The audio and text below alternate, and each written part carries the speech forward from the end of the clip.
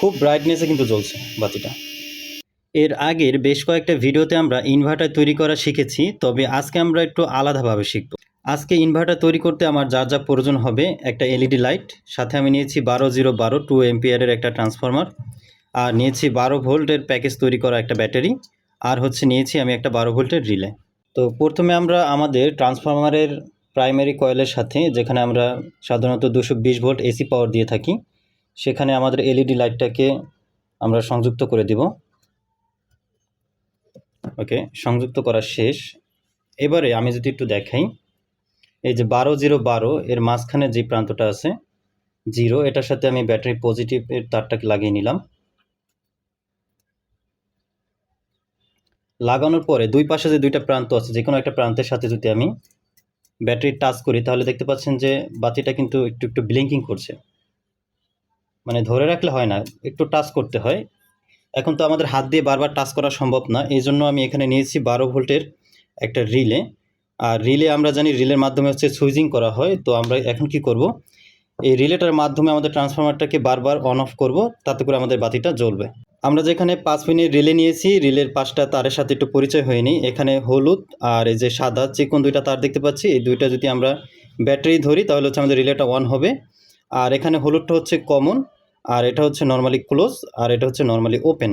এখন আমরা কি করব, সাদা তারটাকে এই যে মাঝখানে থাকা নীল তারটার সাথে সংযুক্ত করে দেব। দেখুন,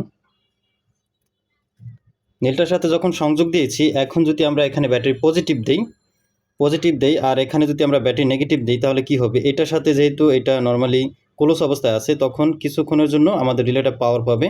যখনই পাওয়ার পাবে তখন আবার এই তারের মাধ্যমে রিলের কয়েলে একটা ভোল্টেজ দেবে, সাথে সাথে রিলেটা অন হবে আবার অফ হবে, অন হবে আর অফ হবে, মানে বারবার অন অফ হবে। আমি একটু ব্যাটারি সংযোগ করে আপনাদেরকে দেখাই, তাহলে ভালো বুঝতে পারবেন। আমি ব্যাটারি পজিটিভটা রিলের পজিটিভের সাথে দিলাম। এবারে একটু সংক্ষেপে দেখাই, এটার সাথে দিলে রিলেটা শুধু অন হচ্ছে, একটা শব্দ হচ্ছে। আর যদি আমরা এই হলুদটার সাথে দিই, এই যে দেখতে পাচ্ছেন পিন পিন শব্দ হচ্ছে, মানে কি বারবার রিলেটা অন হচ্ছে আর অফ হচ্ছে।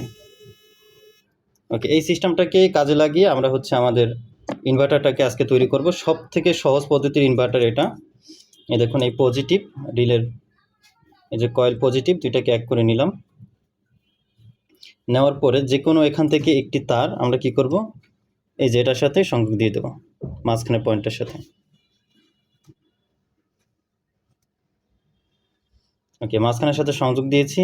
এবারে যদি আমরা একটু ব্যাটারি লাগাই তাহলে কি হয় দেখুন, এখানে যদি আমরা ব্যাটারি নেগেটিভটা দিই আর পজিটিভটা যদি আমরা এই হলুদটার সাথে দিই, তো আমরা দেখতে পাচ্ছি একটু জ্বলার পরে বন্ধ হয়ে যাচ্ছে। আমাদের এই ব্যাটারিটা তৈরি করেছি আমরা মোবাইলের ব্যাটারির মাধ্যমে। মোবাইলের ব্যাটারিতে কিন্তু আমরা জানি এখানে তিনটার ভিতর তিনটা সার্কিট থাকে। তো হালকা যখন একটু স্পার্ক করে তখন এটা বন্ধ হয়ে যায়। এই জন্য আমাদের একটু শক্তিশালী ব্যাটারি দরকার হবে। তো শক্তিশালী ব্যাটারি নেই, এই জন্য আমি এখানে ইউজ করব একটি চার্জার। এটা চার্জার, এই দেখুন আমি স্পার্ক করছি। তো চার্জারে কি করব, আমি নেগেটিভ প্লেটের সাথে লাগাবো আর পজিটিভটা এই যে দেখুন, খুব সহজে কিন্তু আমরা আজকে একটা ইনভার্টার তৈরি করলাম। জাস্ট আমরা কি করলাম, ব্যাটারি নেগেটিভটা এখানে দিয়েছি, তখন কি কয়েলে পাওয়ার পেয়েছে। আর পজিটিভটা যখন এখানে দিব তখন কি হবে দেখুন, এটার সাথে এটা যেহেতু শর্ট অবস্থায় আছে, তখন কি হবে, এই শর্ট থাকার কারণে এটা রিলে কয়েল পাওয়ার। তো কয়েলে কি একটু ভোল্টেজ পাবে, ভোল্টেজ পেলে রিলেটা অন হবে। অন হওয়ার সাথে সাথে কি হবে, আবার এই যে কমন থেকে তখন চার্জটা এখানে আসবে, এখানে আসলে আবার কি হবে, রিলেটা বন্ধ হয়ে যাবে।